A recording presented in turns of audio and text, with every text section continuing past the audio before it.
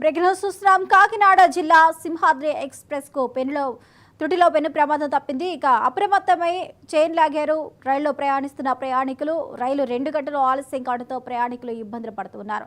ప్రమాదం తప్పడంతో రైల్వే శాఖ అధికారులు అయితే ఊపిరి పీల్చుకున్నారు. మొత్తానికి కాకినాడ జిల్లా సింహాద్రి ఎక్స్ప్రెస్ కు త్రుటిలో పెను ప్రమాదం తప్పింది. హంసవరం రైల్వే స్టేషన్ సమీపంలో సింహాద్రి ఎక్స్ప్రెస్ లో మంటలు చెలరేగాయి. బ్రేక్ వేస్తున్న సమయంలో ఒక్కసారిగా మంటలు రావడంతో ప్రయాణికులు అప్రమత్తమై చైన్ లాగి ట్రైన్ అక్కడిక్కడే ఆపివేశారు. పెను ప్రమాదం తప్పడంతో ప్రయాణికులు ఊపిరి పీల్చుకున్నారు. ఇదే అంశానికి సంబంధించి పూర్తి అప్డేట్స్ మా ప్రతినిధి నందిని అందిస్తారు. నందిని, ఇదే అంశానికి సంబంధించి పూర్తి అప్డేట్స్ ను మా ప్రతినిధి నందిని అందిస్తారు. నందిని, గుడ్ ఆఫ్టర్నూన్ స్వప్న. తుని మండలం హంసవరం రైల్వే స్టేషన్ సమీపంలో అయితే సింహాద్రి ఎక్స్ప్రెస్ రైలు అయితే దాదాపుగా 3 గంటల పాటు నిలిచివేశారు.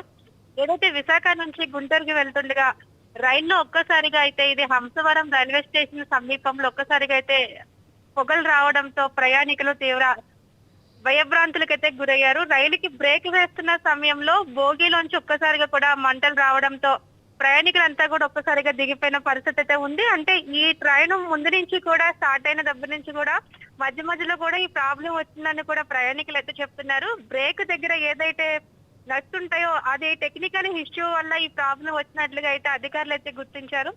అప్రమత్తమైన అధికారులు వెంటనే అక్కడకు చేరుకొని దాన్ని మరమ్మతులు చేసిన తర్వాత దాదాపు 3 గంటల పాటు సమయం పట్టినట్టుగా అయితే ప్రయాణికులు కూడా చెప్తున్నారు.